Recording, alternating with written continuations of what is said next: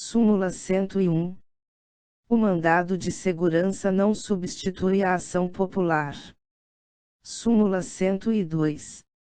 É devido o imposto federal do selo pela incorporação de reservas, em reavaliação de ativo, ainda que realizada antes da vigência da L 3.519, de 30 de dezembro de 58. Súmula 103. É devido o imposto federal do selo na simples reavaliação de ativo, realizada posteriormente à vigência da L 3.519, de 30 de dezembro de 58. Súmula 104. Não é devido o imposto federal do selo na simples reavaliação de ativo anterior à vigência da L 3.519, de 30 de dezembro de 58. Súmula 105. Salvo se tiver havido premeditação, o suicídio do segurado no período contratual de carência não exime o segurador do pagamento do seguro. Súmula 106. É legítima a cobrança de selo sobre registro de automóveis, na conformidade da legislação estadual. Súmula 107. É inconstitucional o imposto de selo de 3%, ad valorem, do Paraná, quanto aos produtos remetidos para fora do Estado. Súmula 108. É legítima a incidência do imposto de transmissão inter vivos sobre o valor do imóvel ao tempo da alienação e não da promessa, na conformidade da legislação local. Súmula 109. É devida a multa prevista no art. 15, 6º, da L 1300, de 28 de dezembro de 50, ainda que a desocupação do imóvel tenha resultado da notificação e não haja sido proposta a ação de despejo. Súmula 110. O imposto de transmissão inter vivos não incide sobre a construção, ou parte dela, realizada pelo adquirente, mas sobre o que tiver sido construído ao tempo da alienação do terreno. Súmula 111. É legítima a incidência do imposto de transmissão inter vivos sobre a restituição, ao antigo proprietário, de imóvel que deixou de servir à finalidade da sua desapropriação. Súmula 112. O imposto de transmissão causa-mortes é devido pela alíquota vigente ao tempo da abertura da sucessão. Súmula 113. O imposto de transmissão causa-mortes é calculado sobre o valor dos bens na data da avaliação. Súmula 114. O imposto de transmissão causa-mortes não é exigível antes da homologação do cálculo. Súmula 115. Sobre os honorários do advogado contratado pelo inventariante, com a homologação do juiz, não incide o imposto de transmissão causa-mortes. Súmula 116. Em desquite ou inventário, é legítima a cobrança do chamado imposto de reposição, quando houver desigualdade nos valores partilhados. Súmula 117. A lei estadual pode fazer variar a alíquota do imposto de vendas e consignações em razão da espécie e do produto. Súmula 118.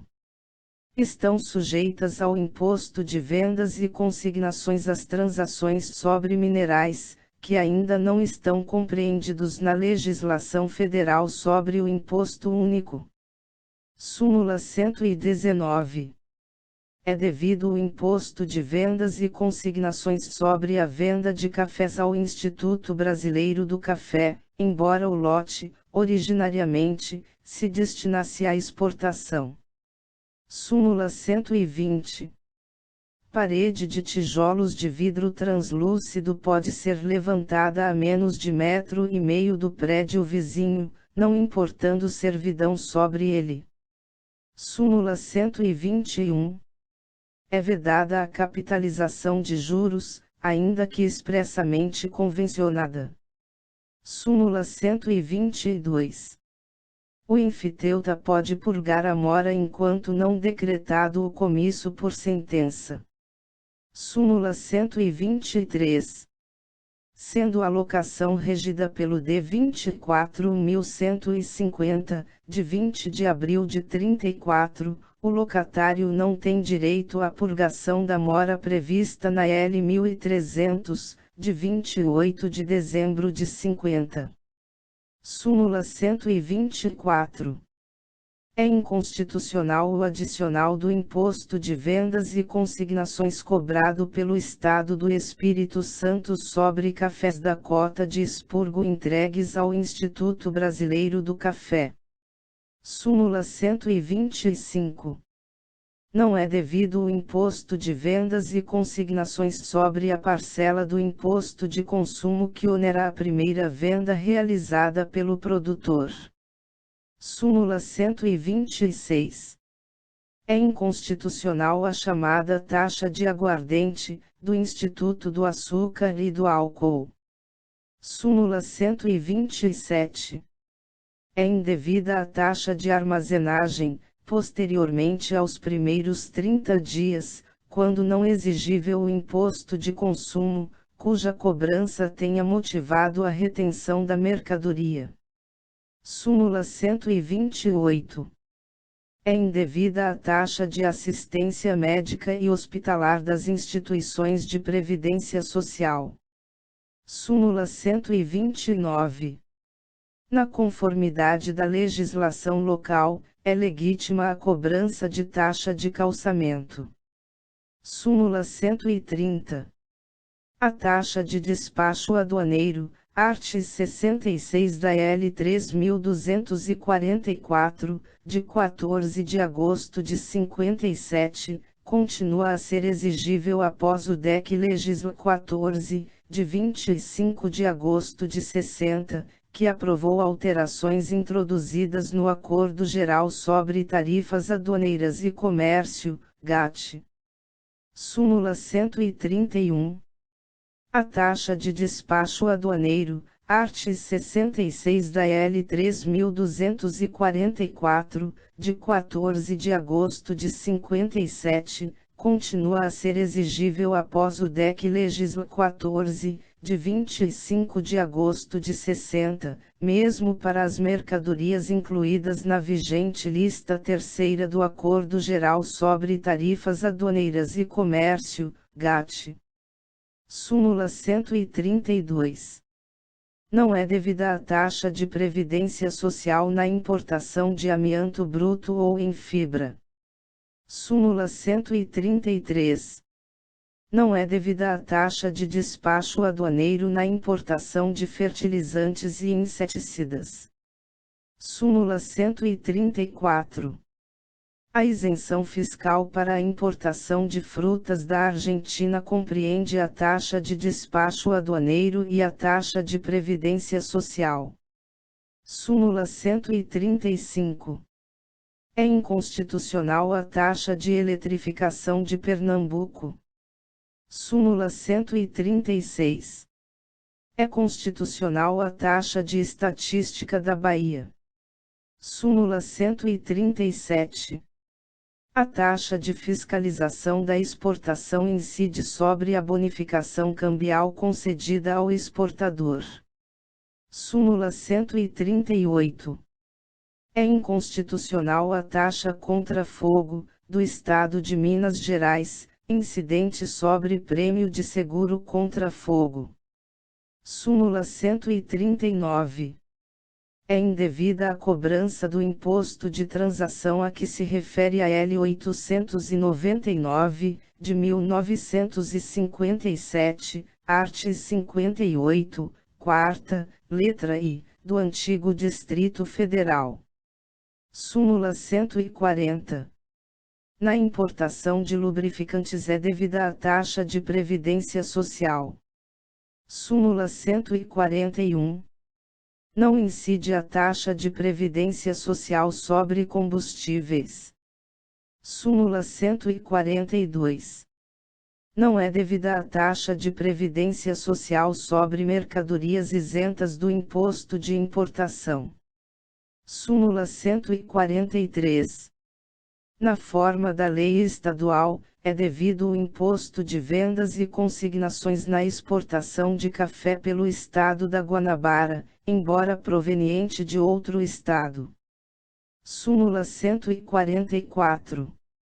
É inconstitucional a incidência da taxa de recuperação econômica de Minas Gerais sobre contrato sujeito ao imposto federal do selo.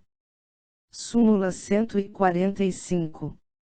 Não há crime, quando a preparação do flagrante pela polícia torna impossível a sua consumação. Súmula 146. A prescrição da ação penal regula-se pela pena concretizada na sentença, quando não há recurso da acusação. Súmula 147. A prescrição de crime falimentar começa a correr da data em que deveria estar encerrada a falência, ou do trânsito em julgado da sentença que a encerrar ou que julgar cumprida a concordata. Súmula 148. É legítimo o aumento de tarifas portuárias por ato do Ministro da Aviação e Obras Públicas. Súmula 149. É imprescritível a ação de investigação de paternidade, mas não é a de petição de herança. Súmula 150. Prescreve a execução no mesmo prazo de prescrição da ação. Súmula 151. Prescreve em 1 ano a ação do segurador subrogado para haver indenização por extravio ou perda de carga transportada por navio. Súmula 152. A ação para anular venda de ascendente a descendente, sem consentimento dos demais, prescreve em 4 anos a contar da abertura da sucessão. Revogada. Súmula 153. Simples protesto cambiário não interrompe a prescrição. Súmula 154. Simples vistoria não interrompe a prescrição. Súmula 155. É relativa à nulidade do processo criminal por falta de intimação da expedição de precatória para inquirição de testemunha. Súmula 156. É absoluta a nulidade do julgamento, pelo júri, por falta de quesito obrigatório. Súmula 157.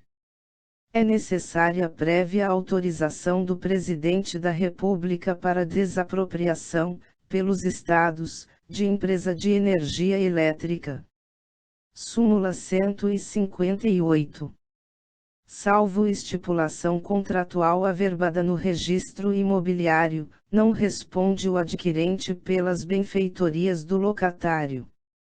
Súmula 159. Cobrança excessiva, mas de boa fé, não dá lugar às sanções do art. 1531 do Código Civil. Súmula 160. É nula a decisão do tribunal que acolhe, contra o réu, nulidade não arguida no recurso da acusação, ressalvados os casos de recurso de ofício. Súmula 161. Em contrato de transporte, é inoperante a cláusula de não indenizar. Súmula 162. É absoluta a nulidade do julgamento pelo júri, quando os quesitos da defesa não precedem aos das circunstâncias agravantes. Súmula 163. Salvo contra a fazenda pública, sendo a obrigação ilíquida, contam-se os juros moratórios desde a citação inicial para a ação. Súmula 164.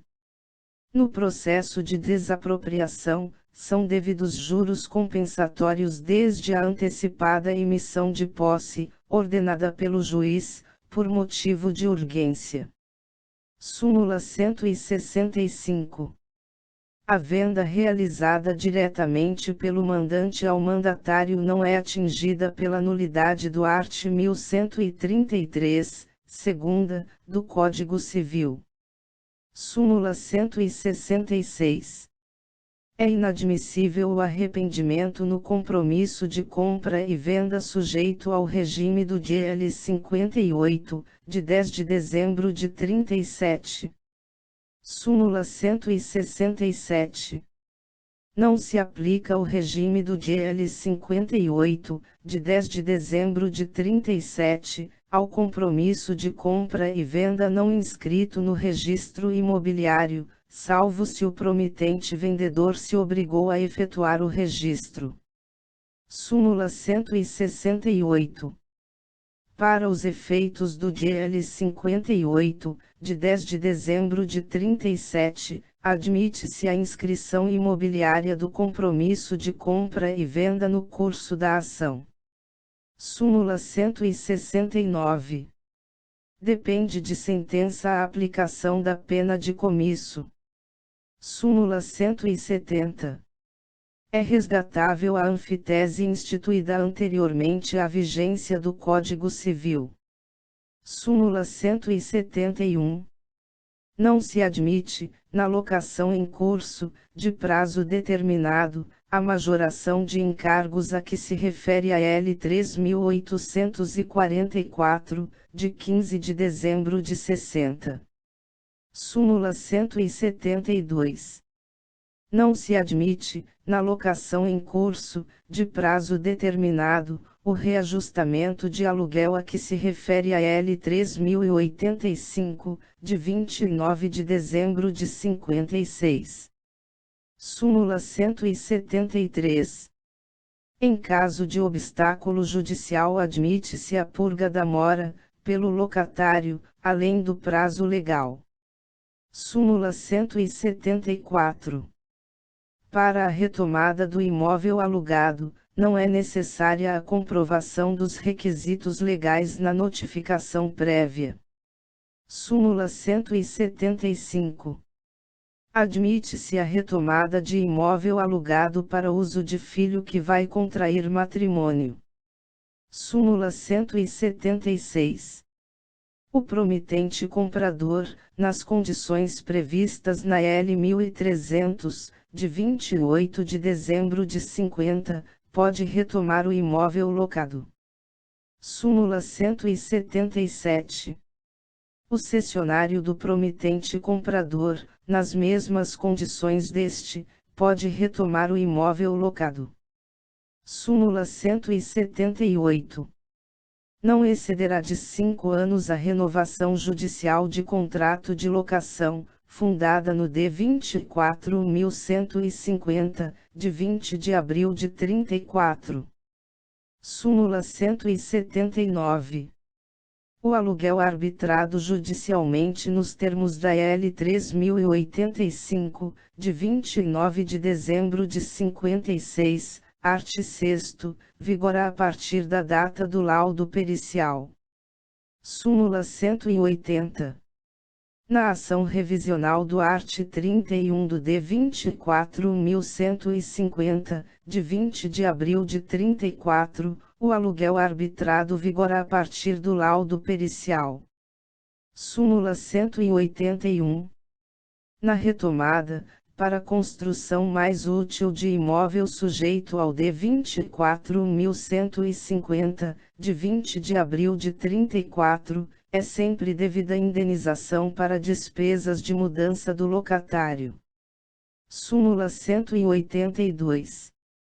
Não impede o reajustamento do débito pecuário, nos termos da L 1002, de 24 de dezembro de 49, a falta de cancelamento da renúncia à moratória da L 209, de 2 de janeiro de 48.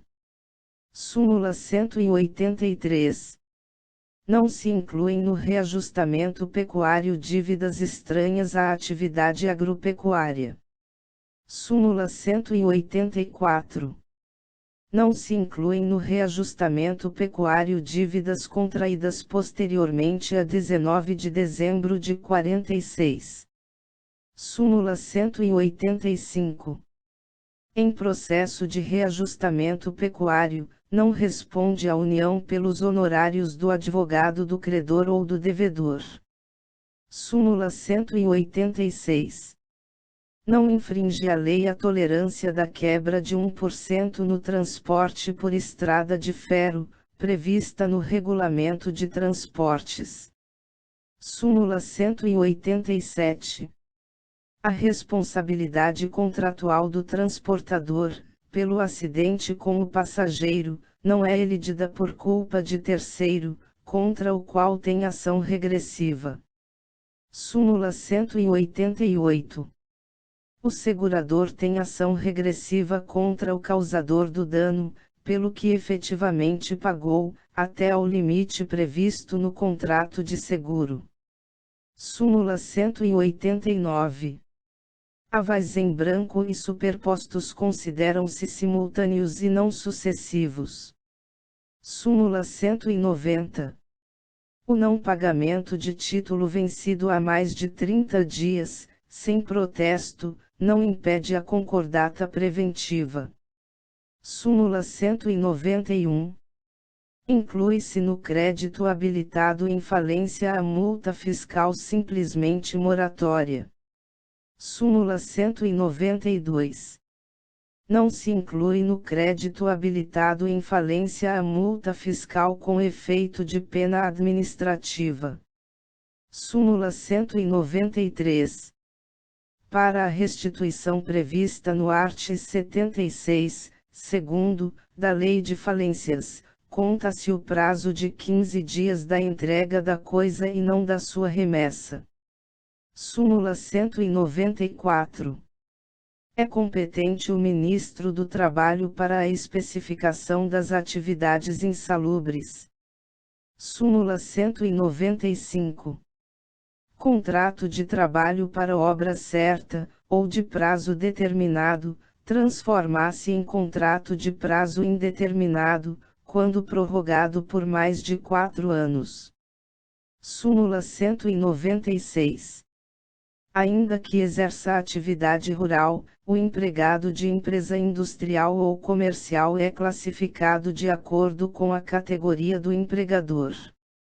Súmula 197. O empregado com representação sindical só pode ser despedido mediante inquérito em que se apure falta grave. Súmula 198. As ausências motivadas por acidente do trabalho não são descontáveis do período aquisitivo das férias. Súmula 199. O salário das férias do empregado horista corresponde à média do período aquisitivo, não podendo ser inferior ao mínimo. Súmula 200. Não é inconstitucional a L. 1530, de 26 de dezembro de 51, que manda incluir na indenização por despedida injusta parcela correspondente a férias proporcionais.